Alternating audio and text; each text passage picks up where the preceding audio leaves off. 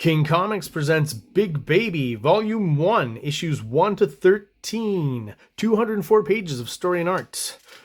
King Comics also presents Star Crasher one-shot, 32 pages, cosmic sci-fi surrealist adventure. You can find these fine comics at kingcomics.ca, at MaximusRex13 on Instagram, or on Facebook, MaxRex or Big Baby. Hey everybody, what is going on? I am Maximus Rex. Once again, this is Big Baby Reviews. Today I am looking at Bratpack, the graphic novel by Rick Veitch, originally published as a miniseries in the early 90s, if I'm not mistaken.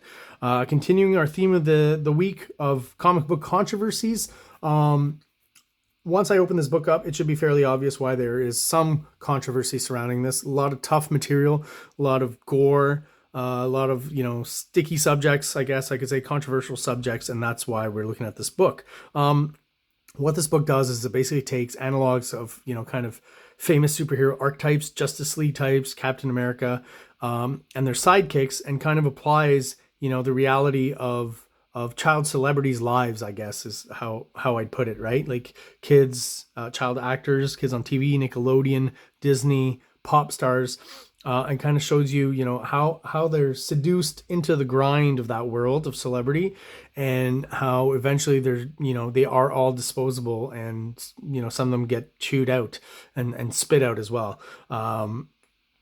So, there's a lot of social commentary here, and it definitely should be lumped into the superhero deconstructionist kind of movement of the late 80s, early 90s. It should definitely be on your list if you've read, Dark Knight Returns and Watchmen, because, it takes some of those same kind of ideas, but really pushes it further here, at least as far as the violence and the R-rated material goes. And it's a great read. So let's not waste any more time. This is a big book. I'm going to go through it pretty quickly, not going to stop on every page, just going to stop those moments that I want to go over and explain a little bit of what's going on in this book. Let's crack it open.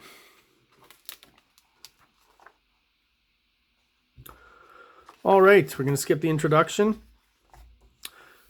So in this world, what basically happens is, you have superheroes, you have sidekicks, and it opens up with the radio kind of talking about them. Obviously, they are celebrities, and it's mirroring some real life events of back in the day when DC Comics had an event with Robin. I believe it was 1988, where at the end of a story, Robin, was clearly in peril and could either live or die. And it was up to DC readers to call one or another number to decide if Robin survived or not for the next issue.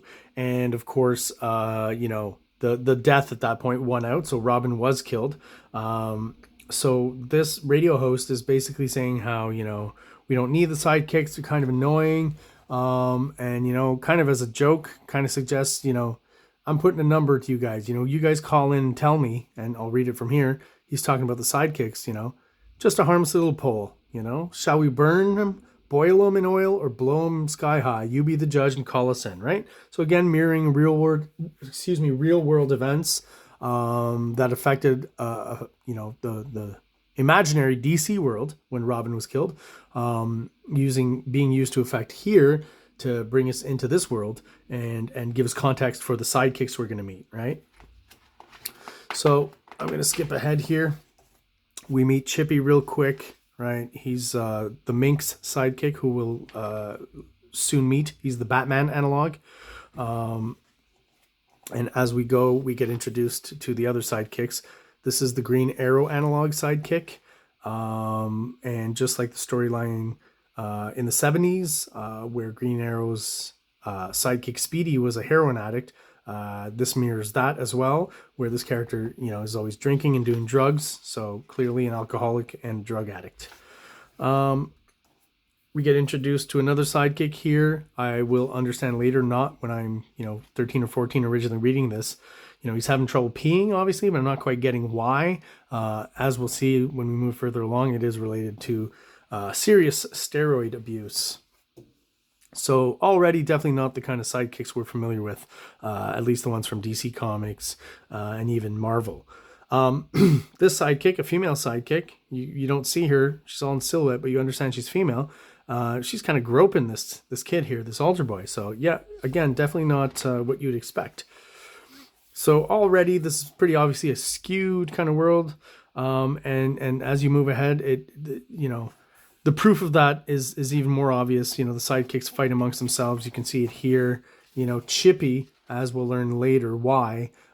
First of all, his costume is very kind of gay bondage gear, and you'll see the characters refer to him, like in this case, I don't need no limp-wristed Nancy boy to help me take care of blasphemy.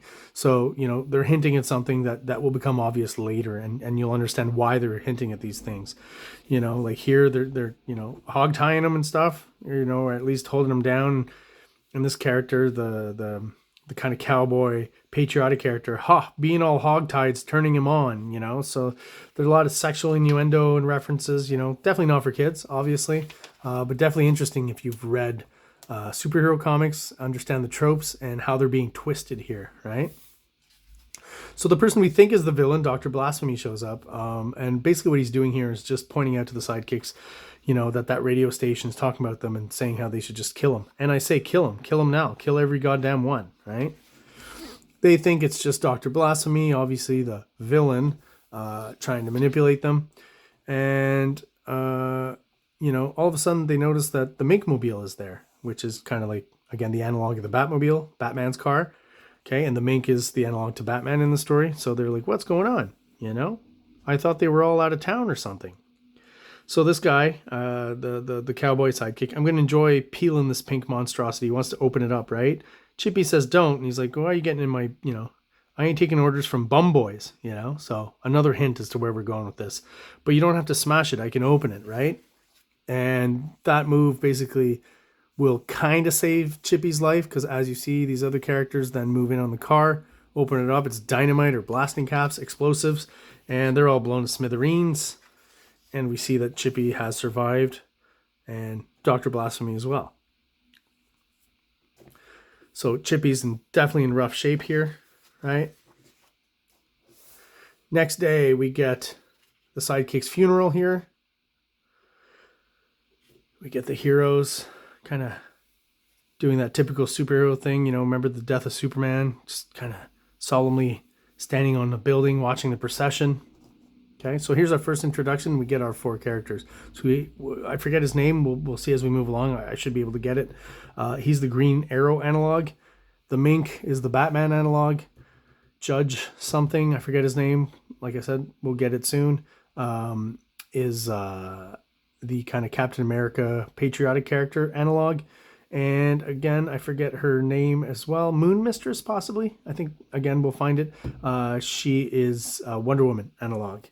And of course, because of the dark humor side of Rick Veitch and the series, you get the casket falling open and you see, all the different body parts from the explosion that are wrapped up. See what kind of shape their bodies are in. So the priest, just can't take all of this. Gets back home. And the heroes, quote unquote, are waiting for him. And he's saying, you don't belong here. He doesn't want them there.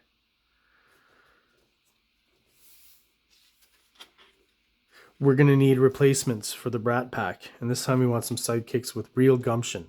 So, their old sidekicks, have been exploded because of the Mink-mobile. And now they're looking for new sidekicks to replace them.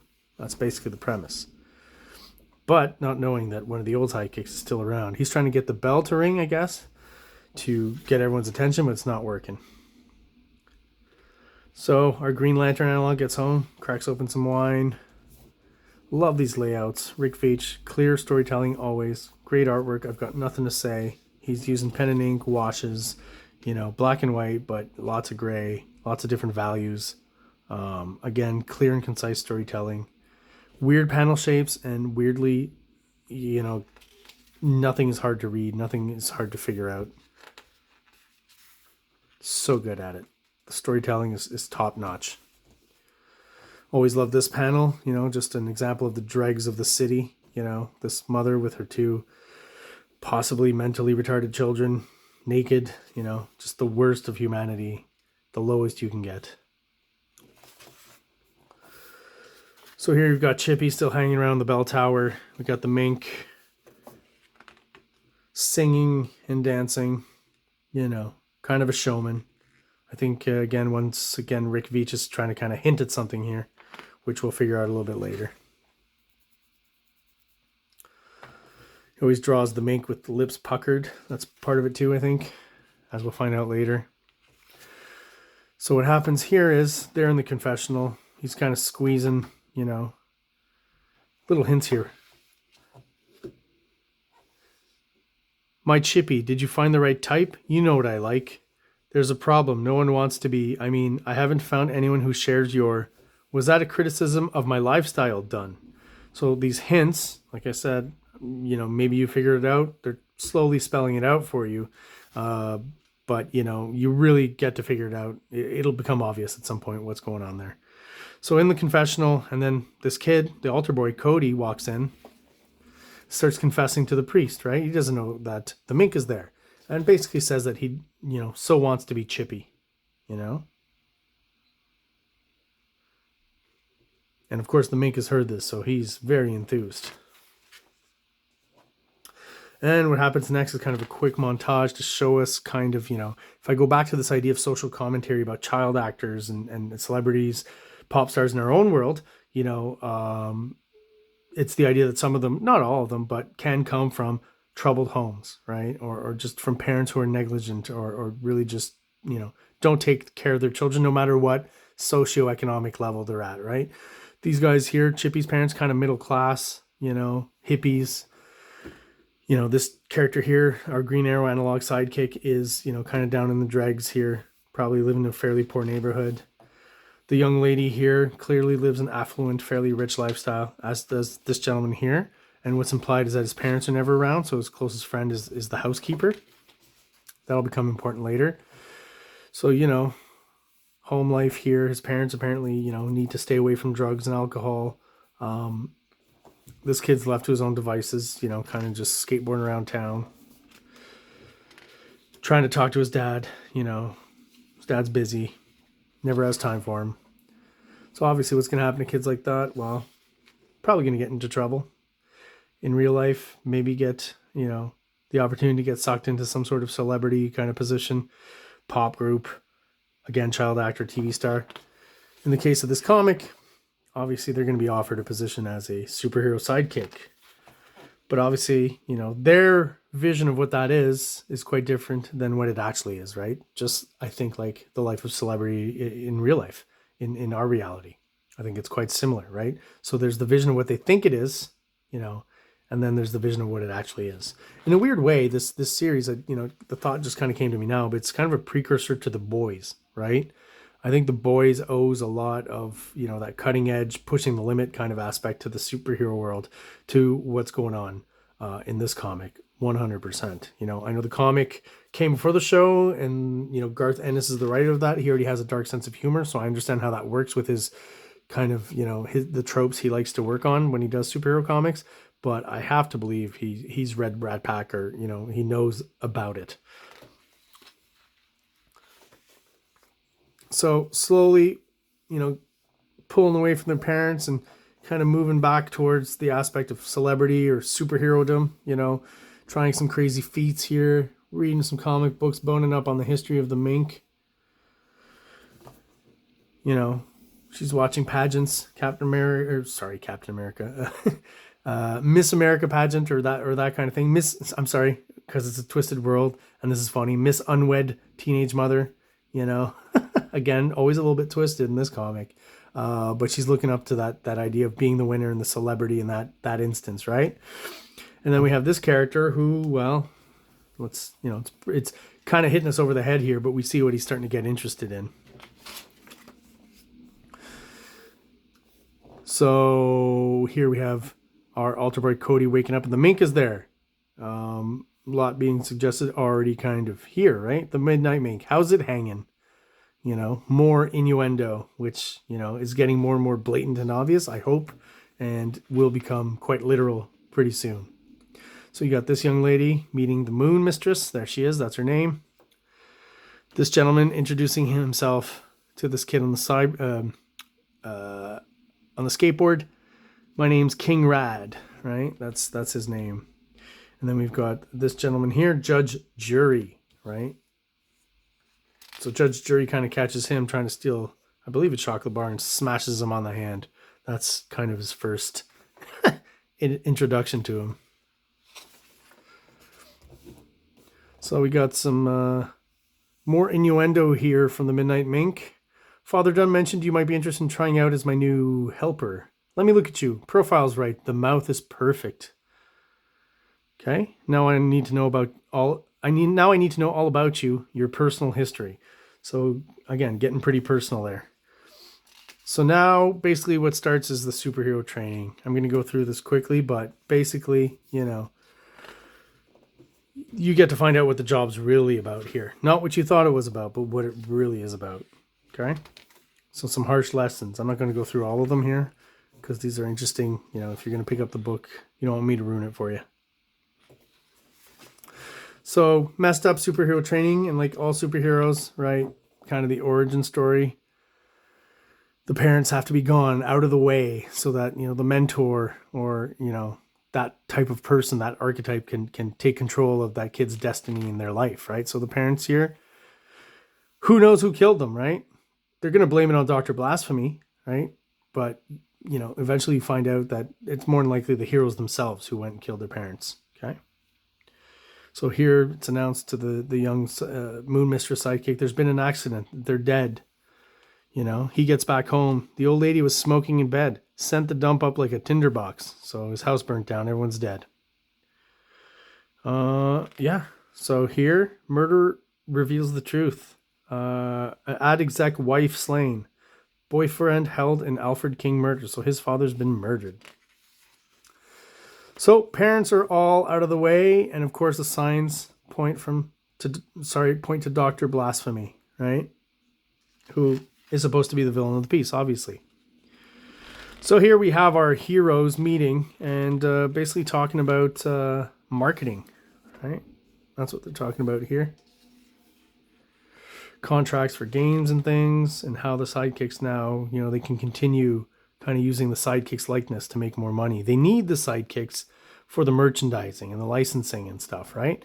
Kind of mirroring, you know, DC Comics and Marvel Comics in the real world, needing those licenses and those kid kind of characters to help sell comics, at least still in around, you know, the 80s and 90s.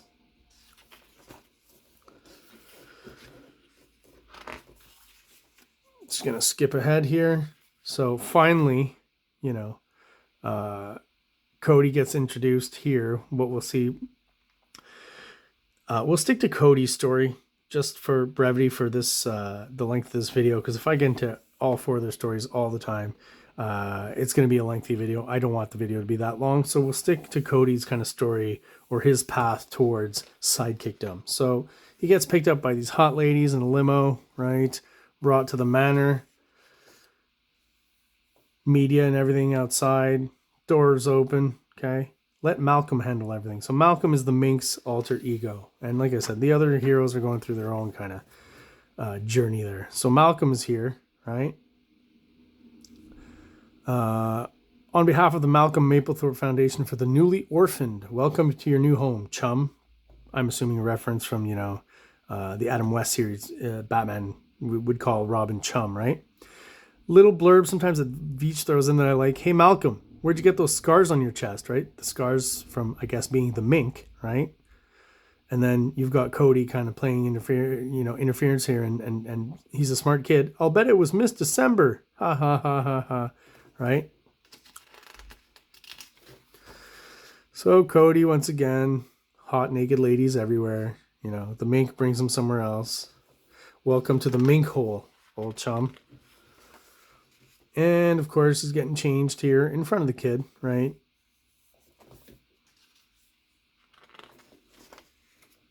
And gets dressed up as the mink. And again, you get some of these more, you know, innuendo comments, right? I used to be much more sensitive to people's opinions about me, chum. I constantly worried whether they saw me as a full-fledged archetype or just another stereotype. But I don't care anymore. I'm out of the closet and onto the street.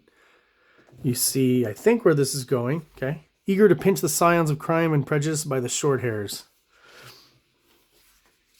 and let the midnight mink blow their cookies. It's a strange kind of, tagline for a character. So here he's being introduced. The ladies are putting on, getting him undressed and putting the sidekick costume on him. The mink is there looking at it all, right? And here we have Chippy, fully formed. So this whole sequence is that, once again, every sidekick's journey is mirroring the others, right? At probably precisely or just about the same moment. So they're flying around town, right? And then this is, again, hitting us over the head. Let's just test the reaction of our citizenry to, us flying around. Flick on the long distance eavesdropping unit. Look, up in the sky, it's the Midnight Mink. He's got a new bum boy. Don't bend over in the shower, Chippy. Again, I'm not going to spell it out, but it's getting more and more obvious and will become so even in the story and the narrative, right? And here's an interesting sequence where all their kind of stories kind of collide in one moment. We're just the moment right before that, where all four of the archetypes and their sidekicks kind of meet up in the sky here, right? That's kind of the sequence here. And basically Veitch uses this so that the archetype heroes can explain to the sidekicks about all the other archetype heroes and their sidekicks, right? Don't trust them, all these things. So the superhero world definitely turned upside down. Back through the church, past the church, they fly there quite a lot. Just to remind us that Chippy's still around. And Chippy seems to just constantly be trying to get that bell to ring, right? That's seems to be what he's doing. And for some reason, Dr. Blasphemy shows up and just pours acid on him and he falls down. I'm not quite sure why that happens. More marketing for the heroes. So we move ahead in time. And here we go and visit the priest again. And the priest is fed up, so, he doesn't want to do the mink's bidding anymore, so shoots up the mink. But the mink's not dying. Kisses the priest with his bloody mouth and walks off. Chippy follows behind him. There's a hospital 6 blocks from here, Chippy says. That won't be necessary, chum. It's time for our evening patrol. But nobody can lose as much blood as you have, and I can, chum. Let's not dally now, shall we? So something's definitely up there, right? And here we get to some ne'er-do-wells, right? I guess who have trashed they're trashing a gay and lesbian hotline center, AIDS crisis center, right? And, some gay hate, ass bandits, burn butter buns. We don't want no fudge packers around here. So for some reason, this really irks the mink, right? And we're going to find out why officially later, but maybe, again, it's becoming pretty obvious. I'm still a little incapacitated, chum. I'm going to need you to draw their attention.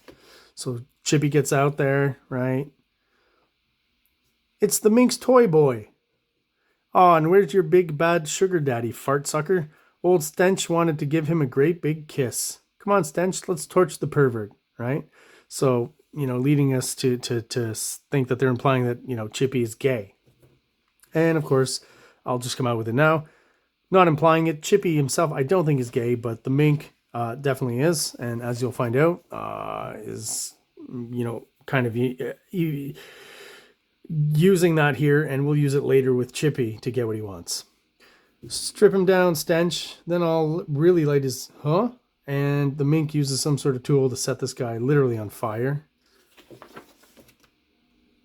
And then, again, it's implied, don't kill me, mink, please. I'll do anything you say, anything. Go ahead, Stench, make my day. So, what's going on here? Chippy saw it, and he walked away. What did he see? We don't know. We can assume, but we don't know for sure. Did you hear old Stench singing High C at the organ recital? No, I came back here. I didn't want to watch. I know my methods must seem extreme, chum, but it can be cost-effective to turn bigots like Stench and Billy into examples so that any others contemplating hate crimes will... So what's being implied here, I think from the comic is that the mink, I don't know how else to say this, butt raped the guy. I think that's what's being implied here as a punishment. He's punishing the criminals by butt raping them. Kind of different.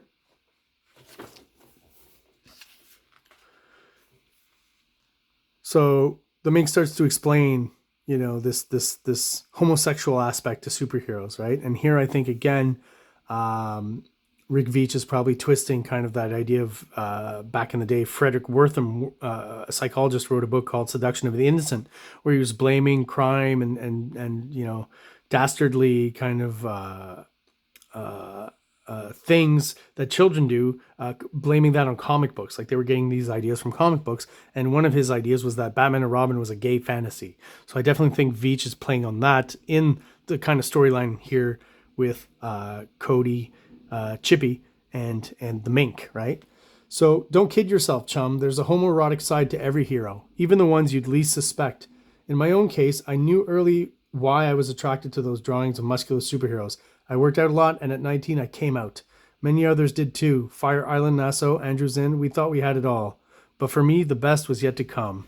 So he's giving him his backstory. And basically what it is that he fell in love with a character here, as you can see, if you kind of recognize the profile and the silhouette, is basically Veitch's analog of Superman, right? And you'll see that in the other stories, that character affects all of them somehow, right? And is all kind of an integral part of their story as well. Okay? So basically, at this point, we've understood that the Mink is gay, right? And he showed me, he's talking about Superman, or the Superman analog. He showed me how to get the absolute most from my body and helped me in touch with the campy side. Helped me put me in touch with the campy side of myself that I kept repressed for years. What a team we made, the world's finest. Then one day I got careless and he had to perform immediate hyperspeed surgery to save my life. That's when he noticed I was HIV positive. Early comics, early 90s comics, a lot of references to AIDS, you'll see. I don't know. I mean, I know it was in the zeitgeist at that time in the culture and stuff, and it was talked a lot about. So, you know, it makes sense that artists would incorporate some of that in their story. But it was a fairly common trope in independent comics. Even Marvel did it. I won't say just independent comics. I do remember Marvel having a few kind of storylines similar to this, or dealing with AIDS, right?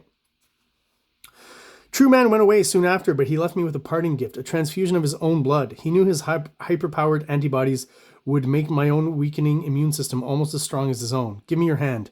Your bullet wounds, they've healed. I'm virtually impossible to kill, chum. And if you play this game my way, I can do the same for you.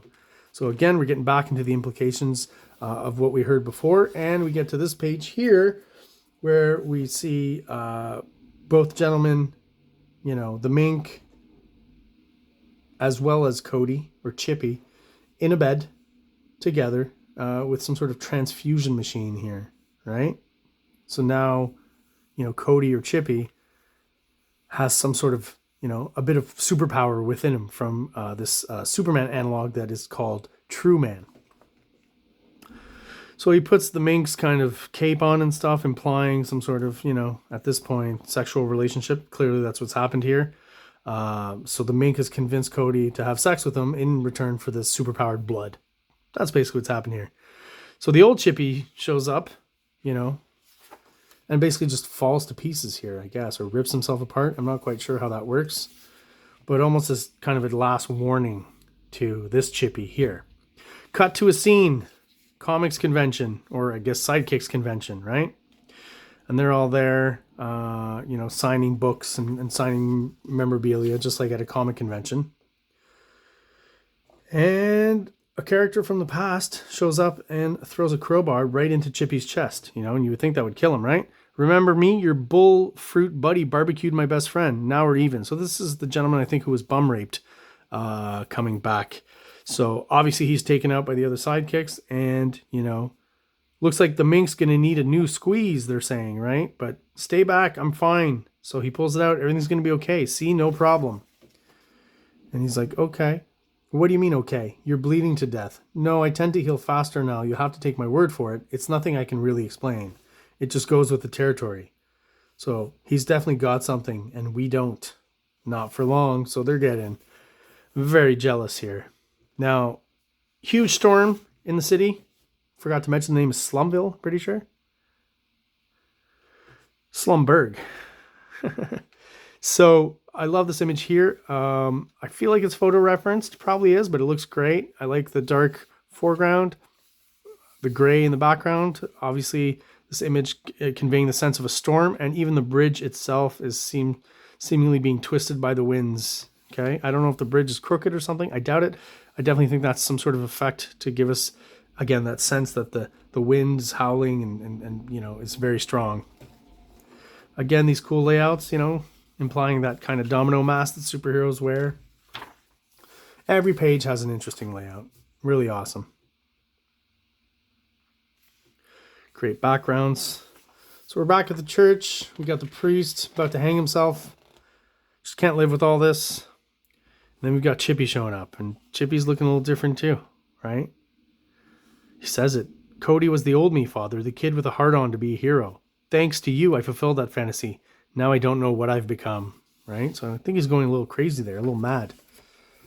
You can still see the scar from the crowbar earlier. You know, so he's trying to get answers from the priest. What is going on? Why are you doing this to kids? And, you know, sending them off. You know, loses it a little bit, smashes them in the face.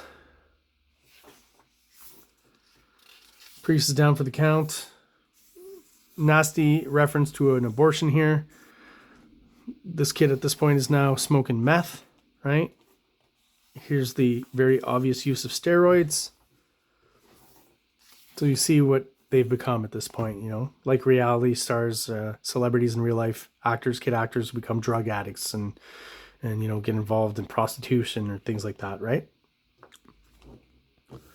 So they're all in pretty bad shape. They know something's up with Chippy. He's got something they don't. They want to know what it is. So they're beating the crap out of him. So hopefully he'll talk. I'm just like you. And they know he's not telling the truth. We got, all of a sudden, Blasphemy shows up playing some organ. Very surreal. Love that.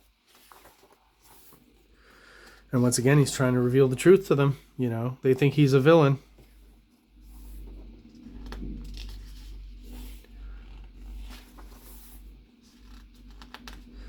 So Cody's finally figured it out here, right?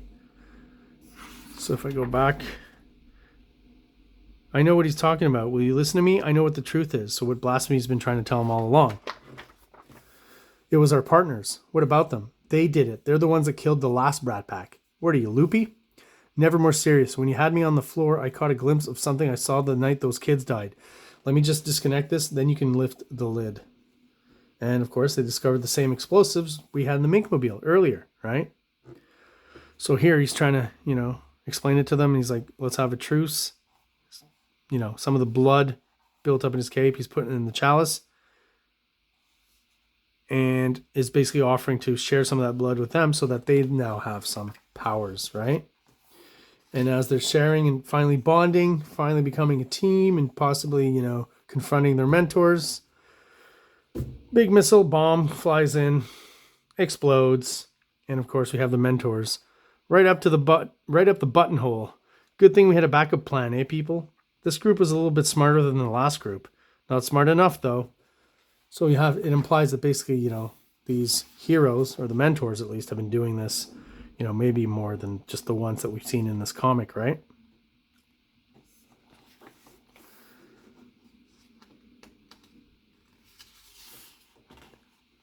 So here we have finally Dr. Blasphemy revealed as the priest, hanging himself. And as the storm gets wilder, for some reason you've got kind of the ghosts of the sidekicks rising up from below. A shot of electricity. And they announce, the ghosts of the sidekicks announce the true man's come home. And we don't get much of a glimpse of him. We just get the torso here. You know, I love the contrast of the light gray and just fully white here, which gives us obviously a very luminescent kind of effect as contrasted by the regular kind of grays of the whole comic. And here we go. Here they are before True Man. It's him. I know that body like the palm of my hand. And then, gee, maybe it is him. Hi, big guy. They're getting nervous. I try to be faithful, really. I remember what you like, kissing his feet. True Man is back. And we get a glimpse of True Man and a schlong pushing on this bell tower here. You know, pushing them under there and I guess compressing them. sorry, not compressing them, cutting his hand off here. Each of you took something from me. I must have it back. So I guess he's taking back his power that was in their body from the blood transfusions. And then we have the actual Dr. Blasphemy here. And that is how this tale ends.